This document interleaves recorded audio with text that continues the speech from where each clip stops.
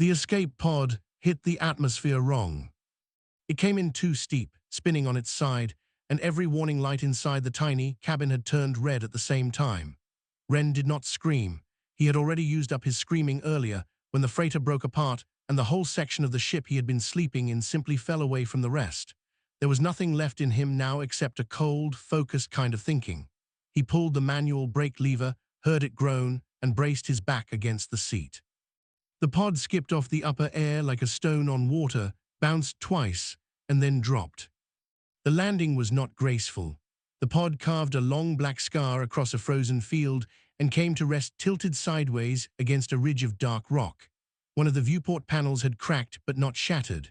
Through it, Ren could see a sky the color of old iron, low clouds, no sun visible, and a silence so complete it felt like the planet itself was holding its breath. He sat there for a long moment. Then he unbuckled, winced at the bruise forming along his ribs, and started checking what he had. One emergency ration pack, one thermal blanket, a hand lamp that still worked, a small battery unit pulled from the pod's secondary navigation board, his own jacket, which was not warm enough for whatever temperature was sitting on the other side of that cracked viewport. He put on the thermal blanket like a cloak, tucked the hand lamp into his belt, and pushed the pod's hatch open. The cold hit him immediately. It was not the stabbing cold of a frozen world. It was something quieter than that, something tired, like a place that had once been warm a very long time ago and had simply forgotten how. The air smelled of old stone and something faintly mineral, the way deep caves sometimes smelled. The ground beneath his boots was dark, hard-packed, and covered in a thin layer of frost that crunched as he walked. Ren looked around. The landscape was not what he had expected. He had expected flat tundra or a dead forest. What he found instead was ruins, massive ones, walls that had once been buildings 3 or 4 stories tall, now worn down to nothing but stumps. Archways with strange carvings still visible on their undersides. Wide roads paved with dark stone that went nowhere now, just stopped at rubble or at the edge of a long drop into a valley below. Whatever city this had been, it had been enormous. And whatever had ended, it had done so thoroughly. He activated his hand lamp, more for comfort than for light, and started walking. According to the pod's emergency locator, which was still functioning barely, he was on a planet called Arun. The galactic registry entry for Arun had been 3 words long: forbidden, condemned, do not approach. Ren had read it before the pod launched and had thought, with the particular practicality of someone who had no other options, that 3 words was not a lot of information. He walked through the ruins for nearly an hour before he noticed the shape. He noticed it the way you notice something enormous, not all at once, but in pieces. First he saw what he thought was a ridge of black rock curving upward to his left. Then he noticed the ridge had texture to it, a kind of interlocking pattern, regular and repeating. Then he saw that the ridge was not rock at all. It was a surface, smooth in some places, ridged in others. And it was moving very slightly, very slowly, the way a chest moves when something is breathing in deep sleep. Ren stopped walking. He turned his lamp toward it and let the beam travel upward. Scales, each one the size of a cargo door, black as deep space, with a faint undertone of color that shifted as the light hit different angles, sometimes deep blue, sometimes dark green, like an oil slick on dark water. The scales rose and fell and rose and fell. Whatever was beneath them was alive. He followed the shape with his eyes, tracing it across the landscape. What he had thought were ridges of rock to his right were more of the same surface, curving away into the distance. What he had taken for a cluster of collapsed walls ahead of him was, on closer inspection, a hand, enormous and 5-fingered, the fingers curled loosely inward against the ground, each finger easily as long as a city bus. The hand was curled around the center of the ruined city. Had been, perhaps, for a very long time. Ren stood at the edge of the curled fingers and looked up at the knuckles above him. They formed a partial wall, blocking the worst of the wind. The space inside the curl was relatively sheltered. The stone there was even a little less cold, warmed, perhaps, by proximity to something alive. He thought about this for a moment. Then he walked inside. There was debris in there from his pod's landing path, fragments of the outer heat shield, a twisted panel from the cargo bay section that had somehow followed him down. He gathered what he could carry and built a small fire using the edge of the thermal blanket, a strip of foam insulation from inside his jacket lining, and the battery unit wired to a heating coil he pulled from the pod's emergency kit. It was not a large fire. It was barely a fire at all, really more of an insistent little glow, but it was warm. He sat down next to it, pulled his knees up, and ate half a ration bar. Above him, one of the massive fingers shifted, just slightly, the way fingers shift in sleep. Then slowly, terribly slowly, a sound came from somewhere far above and behind him. Not a roar, not a growl, something much quieter than that. The sound of something enormous opening its eye. Ren looked up. The eye was the size of a starship hull. It was dark gold, with a vertical pupil, and it was looking directly at him. He looked back at it for a long moment. He was afraid, he would not have pretended otherwise, but underneath the fear there was something else, something harder and steadier that the last few hours had carved into him. He said to the eye and to the dark, and to whatever ancient thing lived behind that gaze, "Well, you look terrible." The eye did not blink, the breathing did not change, the ruins were silent. But the dragon did not look away. And neither did Ren. 3 days passed on Arun before anyone spoke to Ren. The dragon was not the one who broke the silence first. The dragon had not moved since that first night when it opened its eye and stared at him for a long time before slowly, without drama, closing it again. It breathed. It existed. It did nothing else. What broke the silence was a small speaker unit mounted inside one of the ruined archways, which crackled to life on the morning of the 3rd day and said, in a very tired voice, "You are still here." Ren was boiling water in the pod's emergency cup at the time, using a heating coil and the last of his battery charge. He looked at the speaker. "Yes," he said. "You were supposed to leave." The voice had a dry, papery quality to it, like old pages turning. "Every visitor leaves or dies. Those are the 2 outcomes. You have been here 3 days and done neither." "My pod is broken," Ren said, "and I'm not dead yet." A pause, then. "I am Ossel. I maintain records for this site. I have done so for 200 years. In that time, 31 ships have entered Arun's orbit against the prohibition. 12 turned back on their own. 19 landed. Of the 19 that landed, 4 survived long enough to reach the ruins. Of those 4, none stayed past the first night." "What happened to them?" "They saw him," Ossel said, "and they ran." Ren looked at the enormous black shape filling the landscape to his left.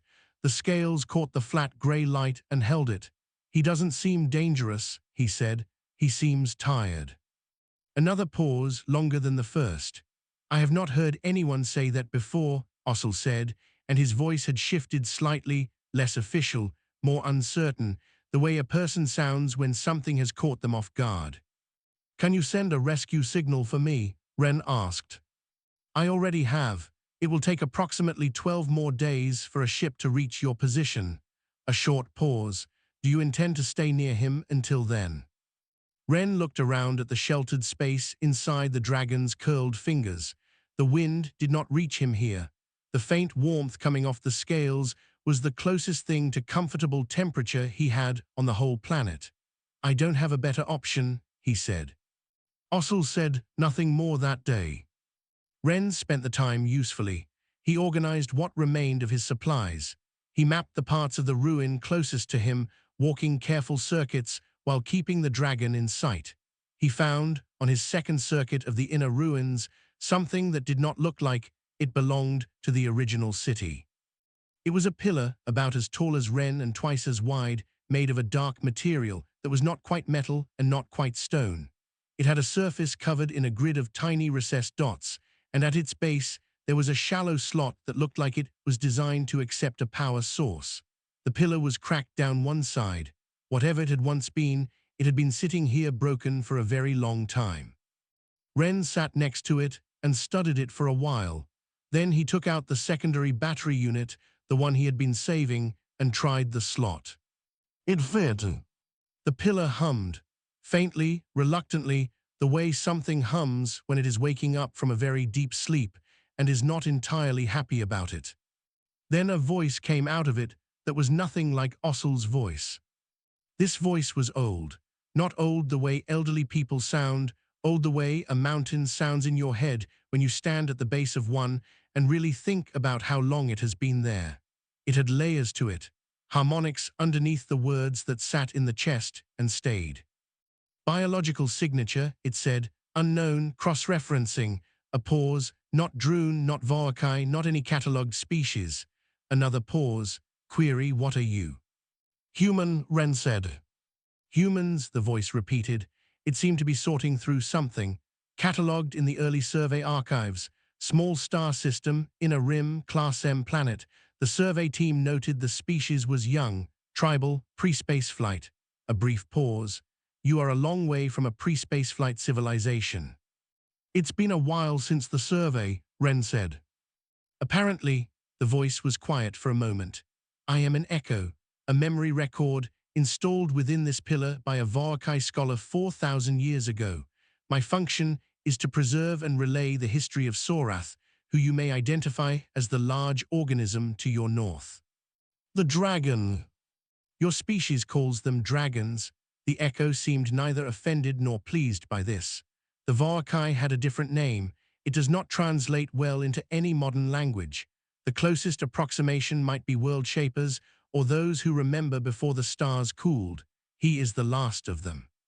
Ren looked north. The great black shape breathed slowly in the grey light. How old is he? 31,214 years, the echo said. By your calendar, he watched your star form. He was old before your world had oceans. Ren was quiet for a moment. That number did not fit easily into any mental space he had. He let it sit and did not try to fully understand it. Why won't he talk? He asked. The echo paused. He has found no reason to. What does that mean? It means, the echo said slowly, that he has spoken to many civilizations. He built some of them himself. He gave them knowledge, language, direction. He watched all of them end. The last civilization he gave his attention to was the Drune, a species you would not know. They chose war over wisdom. They destroyed themselves and 3 neighboring worlds in the process. That was 40 years ago. He has not spoken since. Ren thought about this. That's not his fault, he said. The echo was silent for so long that Ren thought the power had cut out. Then, no, it said quietly, it is not, but no one has ever said so. That night, Ren sat close to the dragon's fingers again and talked. He was not expecting an answer. He was not even sure why he was talking. It felt less like a choice and more like something his body needed to do, the way breathing was something his body needed to do. He talked about the freighter accident, about his parents, who had been part of the crew and had not made it to the pods, about the colony they had been heading to, which he had never seen and now might never see. About small things, his favorite food, a joke he half remembered, a book he had been reading before the alarms started. The dragon's breathing did not change. But at some point during the night, one of the enormous fingers shifted, slowly, barely noticeably, and the wind that had been slipping in through the gap between 2 knuckles simply stopped. The gap had closed. Ren noticed it. He did not say anything. He just pulled the thermal blanket a little tighter and kept talking, because on a dead planet with no one else around, the sound of his own voice was the only thing that made the dark feel smaller. Above him, invisible in the shadows, a golden eye stayed open until dawn. It happened without warning, which was perhaps the only way it could have happened. Ren was on his 5th day on Arun. He had developed a routine by then, the way humans do when they are stuck somewhere and need something to hold the hours together. In the mornings, he talked to Ossel, asking questions about the planet, the ruins, the history of the site. In the afternoons, he sat with the echo and asked it to explain the Vorkai, what they had been, what they had built, how they had thought. In the evenings, he sat near the dragon's fingers and talked to the darkness. That morning, he had been in the middle of asking Ossel about the carvings on the archways, whether any of them had been translated, when Sorath moved. Not just a finger, not just a shift in breathing, the great head came down. It was slow, Everything Sorath did was slow, the way glaciers are slow, not because of hesitation, but because of weight, because of sheer mass responding to intention. The head descended from somewhere above the cloud line, where Ren had never actually been able to see it, and came to rest on the ruins approximately 30 meters from where he was standing. Ren did not run. He was not going to pretend this was easy. His heart was hitting the inside of his chest at a speed that was probably unhealthy. Every instinct he had was pointing in the direction of away quickly, but his feet did not move because some part of him, a part that had been paying attention for 5 days while the rest of him was just trying to survive, understood that this was not an attack. It was the opposite of an attack. The head was the size of a building. The jaw alone would have covered a city block. The scales up close were extraordinary, each one slightly different, carrying a faint trace of color that shifted as light moved across it, the whole surface of the face like a living mosaic. The nostrils were near enough that Ren could feel the exhale, warm, slightly mineral, the same smell the ruins had, because the ruins had been breathing this air for decades. The eye opened, that same gold eye, close now, close enough that Ren could see his own reflection in it, small, wrapped in a thermal blanket, holding a half-eaten ration bar, staring back. Then something happened inside Ren's head. It did not hurt exactly. It was more like pressure, the kind of pressure you feel when a sound is too loud to be a sound and instead becomes a physical thing.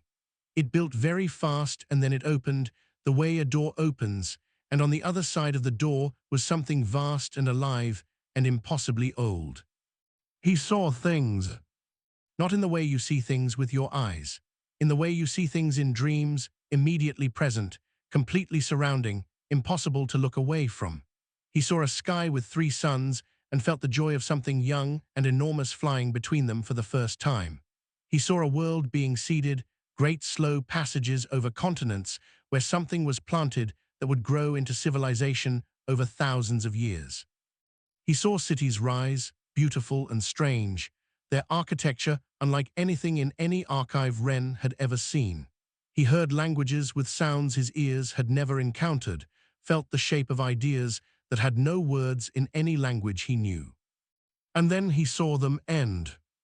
One by one, not always violently, some went quietly, worn out by time, some burned, some simply made choices, small choices that built on each other over centuries until one day the last choice was the final one and there was no one left to make another. He felt each one, not as distant history, as loss, the way you feel loss when something that mattered to you is gone. There were so many of them. He did not know how long it lasted. It could have been seconds. It could have been hours.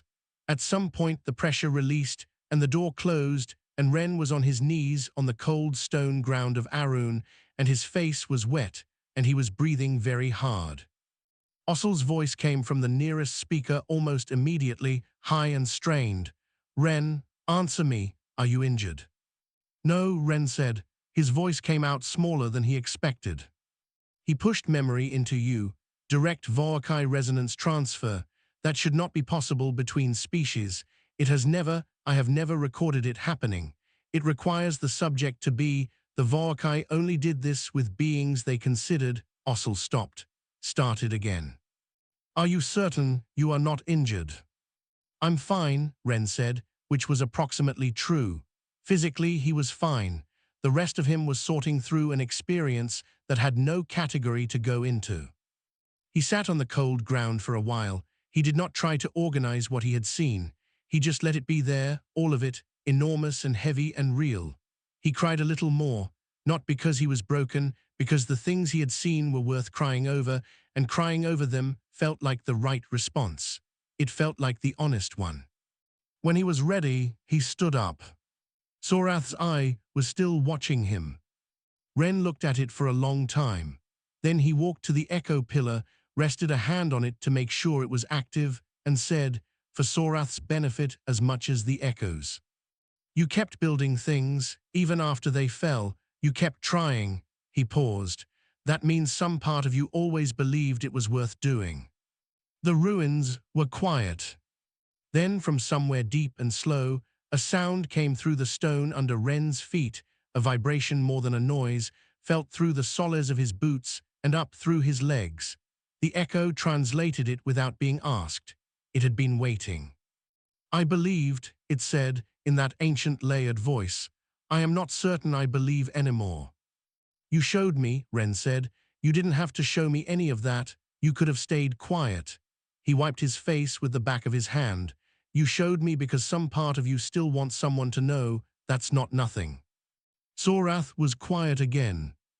But the head did not move away. It stayed, resting on the ruins, the great eye level with Ren, and watching him with an expression that had no name in any language Ren knew, but which he understood anyway, because it was the same expression he had felt in himself after the freighter broke apart, in those first few minutes in the pod. The look of something that has lost almost everything and is still, stubbornly, inexplicably here. The rescue shuttle came down hard and fast, the way military pilots land when they are expecting trouble and want the ground under them before anything else can go wrong. It was a mid-size vessel, grey hull, 2 engine pods, a row of sensor arrays along the nose. It landed in the flat open stretch of ruins beyond the dragon's tail, sending up a scatter of frost and stone dust. Before the landing struts had fully settled, the rear hatch was already opening. Lieutenant Dara came out first. She was not tall, but she moved like she was, the way people move when they are used to being in charge of difficult situations and have learned not to waste any motion. Behind her came 4 crew members in environmental suits, and behind them came a stretcher unit they were clearly expecting to use. Dara took in the ruins. She took in the broken pod scar across the field. She took in Ossel's monitoring station and the cracked pillar with the battery pack at its base. Then she took in the black-scaled shape that occupied most of the landscape from the ruins to the horizon, and she stopped walking. "That," she said, "was not in the briefing." "It was in the planetary designation," Ossel's voice said from the monitoring station. He had deployed a small speaker outside specifically for this moment. "Forbidden, condemned, do not approach." That briefing did not specify the reason was an organism the size of a district. Dara's hand had moved to her sidearm. It did not draw the weapon. It just rested there, the way a hand does when it wants to be ready. "Where is the survivor?" "Here," said a voice, and Ren stepped out from between 2 massive curled fingers. He looked, Dara would later write in her report, entirely too comfortable. He was wrapped in a thermal blanket over a jacket.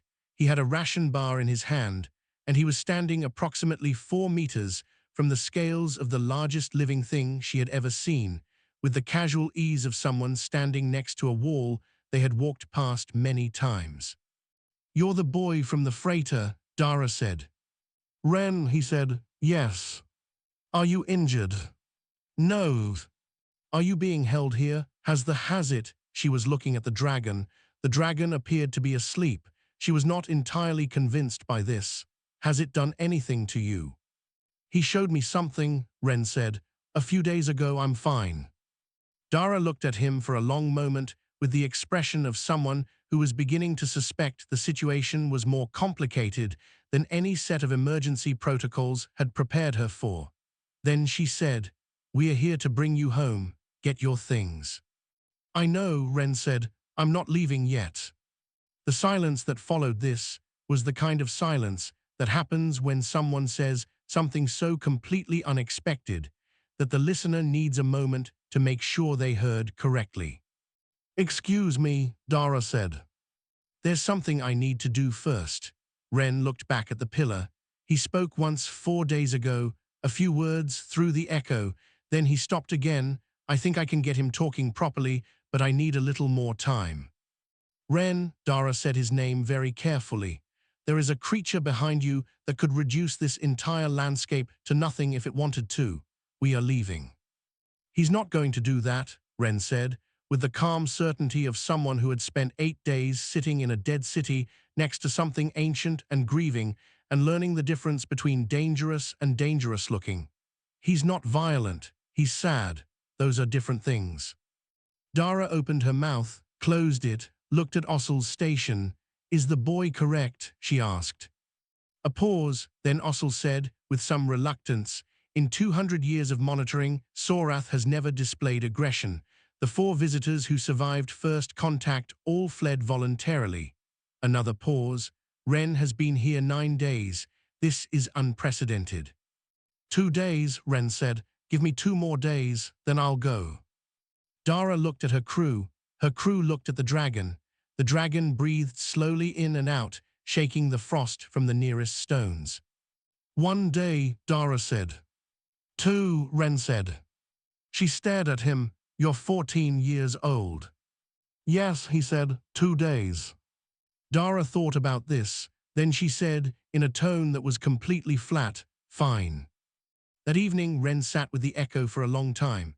He had been asking it over the past few days about the Vorkai language, not the modern common tongue Sorath had spoken in his 4-day-old sentence, but the old language, the original one. The echo had been reluctant at first. It said the language was complex, tonal, built on harmonics that most biological voice boxes could not reproduce accurately. Ren said he understood, but asked if there were any simple words. Just a few.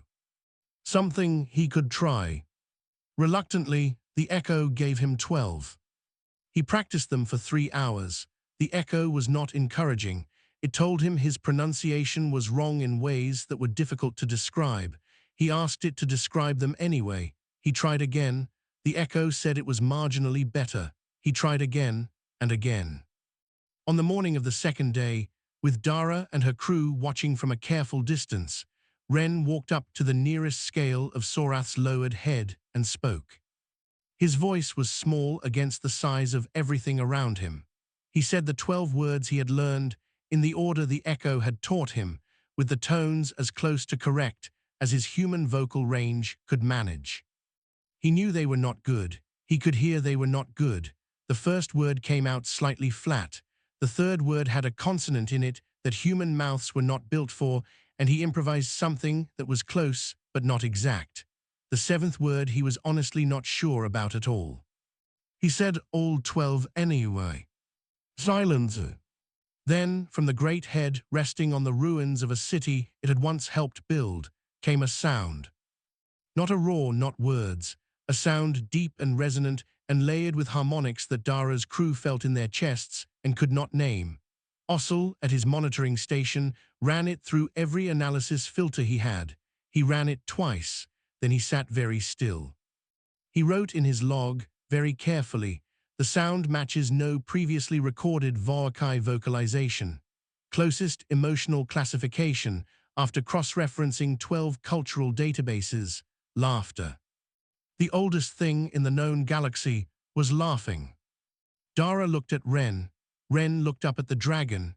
The echo was silent for a moment, and then it spoke in its old layered voice, translating the sound into something that sat at the edge of words.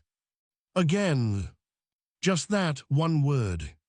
It wanted to hear him say the words again, even wrong, especially wrong maybe. Because apparently 31,000 years of being treated with reverence and caution and careful formal address had not done anything for Sorath, that one small human mispronouncing ancient words in the wreckage of a dead city had done in 30 seconds. Ren said them again. The laughter came again, slower and longer this time, rolling through the ruins like a tide. Dara stood very still. Then she did something that was not in her emergency protocols. She sat down on a piece of broken stone, put her elbows on her knees, and just listened. Once Sorath began to speak, he did not stop easily. It was not like turning on a switch. It was more like watching a river find its way back to a channel it had not used in a long time, slow at first, uncertain of its own path, but then gathering, widening, until the flow of it was something you could no longer hold back and would not have wanted to. He spoke through the echo at first, using it as a bridge between his ancient resonance language and the common tongue. The echo translated in real time, though it warned Ren and Dara on the first day that some things did not have words. There are concepts, it said, for which your languages have no container. I will do my best, but understand that the best I can do is an approximation. The original will always be larger. Sorath did not seem troubled by this. He spoke anyway. What came out was not grief, which surprised everyone who had expected it. What came out was knowledge. He talked about the first civilization he had ever built, a species of beings that lived in deep underground caverns on a world far from any star that currently had a name in galactic records. They had been small, soft-bodied, almost entirely blind. He had spent 400 years with them, learning their language, moving through their tunnels, carefully, slowly, like something trying not to break what it loved, until they trusted him enough to accept what he wanted to give them: fire. The concept of writing, the idea that the walls of their tunnels could become something other than walls. He had watched their first architecture rise, rough columns carved into stone depicting their history. He said their word for him had meant, roughly, the one who did not crush us when it could have. He talked about a species that communicated entirely in color, not language exactly, but something more immediate than language, where what you felt and what you said were the same signal expressed through your skin. He had learned to approximate it through the controlled micro-movements of his scales. He had not been very good at it, he said. They had found this charming. He talked about a civilization that had reached the stars before he found them, and had already catalogued him in their records as a myth. He talked about the ones that had fallen too, but not the way he had shown Ren through the resonance transfer. He talked about them differently now, with distance, with the kind of perspective that 31,000 years eventually forces on a thing, whether it wants it or not. He said that the failure of a civilization he had built did not mean the civilization had not mattered. That anything which lived and thought and made things and wondered about the stars had added something to the total, something that did not disappear when the civilization did, but existed somewhere in the fabric of what had been. Ren was not sure he fully understood this. He said so. Sorath said, through the echo, that full understanding was not required. Sitting with a thing until it became familiar was often sufficient. Dara had stopped thinking about leaving on the second day. She sat nearby with a recorder running and said very little, because she understood, with the professional instinct of someone who had seen enough of the universe to know what was rare and what was ordinary, that what was happening in this ruin on a condemned planet at the edge of known space was neither ordinary nor something she was going to get a second chance at. Ossel was furiously archiving everything. 200 years of maintaining a silent site had apparently built up a great deal of archiving energy that was now releasing all at once. On the third day, Sorath told them about the signal. He said it without drama, the same way he said everything, in that slow, deliberate, every word chosen way, as if speech was still slightly new to him and he was being careful with it. He said that when the last of his kind left, one Varkai, older even than Sorath, who had decided not to wait for the end of things, but to go and look for what might be beyond the current edge of the known, that one had left a signal, a beacon. Something that said, in the resonance language only the Varkai knew, "I am here. Come find me when you are ready." Sorath said the signal was still running. He could still feel it, faintly, the way you might feel a sound that is almost below the threshold of hearing, present, persistent, directional. He said no instrument ever built by any of the civilizations of the known galaxy had been calibrated to detect it. They were all looking in the wrong frequency range. He gave them the frequency. Dara went pale. She understood the implications before Ren did. She looked at Ossel's station, then at the recorder in her hand, then at Ren, and said nothing, because there was nothing that felt like a large enough thing to say. Ren watched her face change and worked backward from her expression to the meaning. Then he got it. "Another Vorkai," he said. "Possibly," the echo said, carefully. "The signal is very old. What is at the end of it may not be what set it." "But something set it," Ren said. "Something set it," the echo agreed. Sorath, who had been watching Ren with that gold eye through all of this, spoke again. The echo translated without pause. "You are not afraid of how long I have lived," it said. "Every other being who has ever come here has been afraid of it. They look at me and they see how old I am and they become very small and very careful, the way things become careful around what they cannot understand." A pause. "You asked me how I survived it." Ren thought back. He had in fact asked this on the first or second night, talking to the dark, not really expecting an answer. He had said something like, You've been here through all of it and you're still here, so you must have figured something out.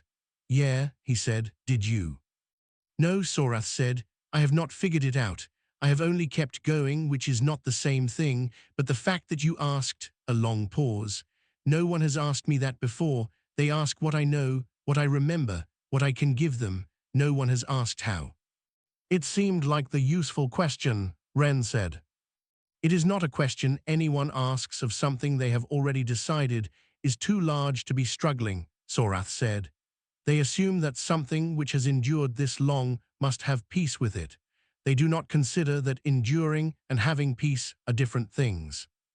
Ren nodded. He had spent 9 days on a dead planet after losing his parents and everything he had, and he had not had peace with any of it.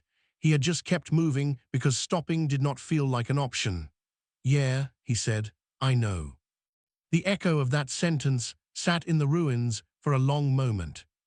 Then Sorath lowered his head further, not to the ground, but to a level that put his eye almost level with Ren, and looked at the boy the way you look at something small and remarkable that you have found in a place where you did not expect to find anything at all. They arrived on the 4th day after Dara sent her first report. 6 ships, which was more ships than the Arun system had seen in 200 years all at once. They came in careful formation, which was how official things always moved, carefully, as if speed were undignified. The lead vessel was larger than Dara's shuttle by a significant margin and had the kind of gleaming hull that meant someone had spent time on appearances, which meant whoever was inside it cared about being taken seriously. The moment the ships entered low orbit, Sorath closed his eyes. Not slowly, the way he closed them when he was resting, quickly, deliberately, like a door being shut. Ren felt it immediately, that change in the air, the way the warmth near the scales became something less present. He put his hand on the echo pillar without thinking about it, as if needing to hold on to something steady. Ossel's voice came from the monitoring station, carefully neutral, the Interstellar Cultural and Biological Council, 4 member species represented. They have been notified of the situation by Dara's report and have dispatched a delegation with full observational and diplomatic authority. A pause. They have also sent a research vessel and a containment vessel. A containment vessel, Ren said. Standard procedure, Ossel said, with the tone of someone who knew this was going to be a problem. The lead delegation shuttle landed in the flat area beyond the dragon's tail, the same place Dara had landed. 12 beings came out, a mix of species, all of them wearing the kind of official clothing that meant they represented something larger than themselves. At the front was a tall, slim alien of a species Ren did not know the name of. Long-limbed, formally dressed in layered grey, carrying a data board under one arm and moving with the careful confidence of someone who had walked into important rooms for a living. The delegate stopped when he saw Ren, this small human boy wrapped in a thermal blanket, standing at the entrance of a space formed by the curled fingers of a sleeping god. You are the survivor, the delegate said. His translator unit rendered it in clean, accented common tongue. Ren said. My name is Councillor Veth. The delegate looked past him at the closed eyes of Sorath. We are here to open formal dialogue with the entity designated Sorath, last recorded Voakai. We have prepared a standard protocol for first contact with a sapient organism of significant age and... He closed his eyes when your ships came in, Ren said. Veth paused. I see, that is. He was talking, Ren said. For 4 days he was talking about civilizations that aren't in any archive anywhere, about languages, about history. He gave us a signal frequency that nobody in the known galaxy has ever found. He was not raising his voice. He did not need to. And then your containment vessel entered orbit and he went quiet. Veth looked at the data board under his arm, then at Dara, who was watching from a distance with an expression that gave away nothing. Then he looked at Ren again. The containment vessel is a precaution. Protocol requires. He's not a threat, Ren said. He's 31,000 years old and tired, and he was finally talking, and now he's not. He paused. You're doing it wrong. There was a silence among the delegation. One of the other officials leaned toward Veth and said something quietly. Veth did not respond to it. He was looking at Ren with the particular focused attention of someone who has unexpectedly encountered a variable that was not in their preparation materials. "You are 14 years old," Veth said. "Everyone keeps saying that," Ren said. "It doesn't change anything." He did not wait for a response. He turned and walked back inside the fingers and sat down next to the echo pillar. He rested his hand on the cracked surface and said quietly, "They're afraid of him. They came with a containment ship." "I know," the echo said. "Tell him," Ren said, "that I'm still here and that I think he should say something." The echo was silent for a moment. Then it spoke in the old resonance language, those harmonic layers, too complex for human voices, rolling outward through the stone and the cold air. Ren could not understand the words, but he had spent enough time with Sorath's communication to hear the shape of the message. It was short. For a long time, nothing happened. Then one enormous eye opened. Not toward the delegation, toward Ren. What came through was not words. It was the same resonance transfer as before, but smaller this time. Controlled. A single image, sharp and brief. A very young thing, just hatched, learning to fly, making every mistake possible and not stopping. Ren understood. "Yeah," he said, "that's kind of what we're like." Then he stood up, walked back out to where Veth and the delegation were still standing and said, "Here's what I think needs to happen. No committees, no protocols, no containment ship. Someone needs to send it away right now visibly so he can see it leave. And then people come here the same way I did, small, quiet, no agenda. You have a conversation, not an interview. He shares what he wants to share when he wants to share it. You take what you're given and you're grateful for it." Veth looked at him for a long time. "You are proposing that the Interstellar Council alter its standard approach to a historically unprecedented first contact situation based on the recommendation of a boy from a broken escape pod," Ren said. "Yes." He turned and looked at Sorath's eye, which was still open, watching. Veth followed his gaze. He looked at the open eye for a long moment. He looked at the closed eye. He was a person who had spent his career dealing with the complicated, careful politics of interstellar relations, and he was not a foolish person, which meant he was capable of recognizing when the evidence in front of him contradicted his prepared approach. He spoke into his comm unit quietly. He gave an order. In orbit above Arun, the containment vessel's running lights changed direction. It pulled back. Within minutes, it was visible from the ground, a small bright point moving away through the iron-gray sky, growing fainter until it was gone. Sorath's second eye opened. Then, in the common tongue, in that slow, deliberate voice that moved through the stone like weather, "The small one," Sorath said, "tell me more about your species." Ren sat down on a piece of broken stone. He thought for a moment. Then he said, "We are loud. We ask questions we're not supposed to ask. We make fires in places we shouldn't. We lose things and keep going anyway." He paused. "We are really bad at ancient languages." The ground vibrated with something low and resonant and warm. Veth, standing at the edge of the ruins, recognized after a moment what he was hearing. He had not believed the report. He believed it now. After that, things changed on Arun. Not quickly, nothing on Arun happened quickly, but a communication relay went up, built to Sorath's specifications rather than the Council's. Ossel began archiving with the kind of energy that only comes from 200 years of waiting. Dara's report, when it was fully released, rearranged several fields of academic study that had considered themselves settled. And on the evenings, when the delegation returned to their ship, and the relay crew signed off, and Ossel's monitoring station went to low power, Ren sat in the shelter of the curled fingers of the world's oldest dragon, and Sorath talked. He talked about the first civilization, the ones in the underground tunnels, about the color language species, about 100 others, small and large, brilliant and flawed, here and gone. He talked without stopping, as if 31,000 years of silence had weight that needed to be moved, slowly, carefully, word by word into the air where it could become something lighter. Ren listened. He did not always understand. He said so when he didn't, and Sorath would find another way in, a different angle, a new image, until something landed right. He asked questions when he had them and was quiet when he didn't. He ate his ration bars and looked at the stars and let the stories settle around him like weather.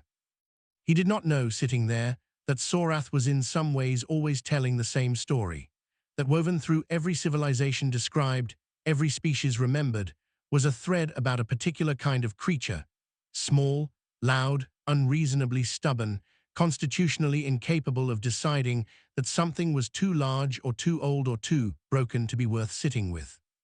He had seen it before, in fragments, in echoes, in the stubbornness of 100 different species who had surprised him by refusing to give up. But he had not seen it like this, so pure, so unself-conscious, so completely unaware of what it was doing. He had waited 31,000 years for someone to sit down next to him without an agenda. He had not expected it to be someone who crash-landed by accident, built a fire in his hand, and complained about the cold. But then, no one ever expected the humans.